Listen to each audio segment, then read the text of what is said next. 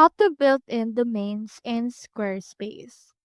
So when you actually create a website, you can already see that you will have your own built-in Squarespace domain.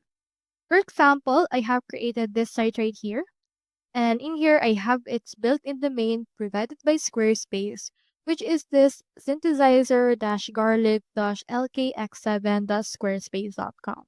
So this is the built-in domain provided to me when I created this account.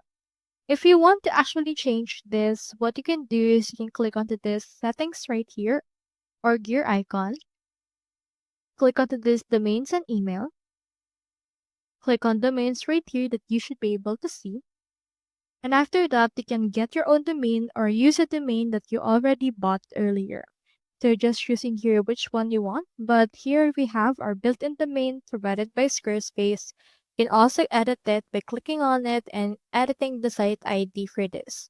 For example, let's just name it Synthesizer Garlic and click on Save, click on Confirm, and then it should be able to show you if it's available or not. So if it's available, you can click on Confirm and save it as your own. So that's how you build in domains in Squarespace. Hope we helped.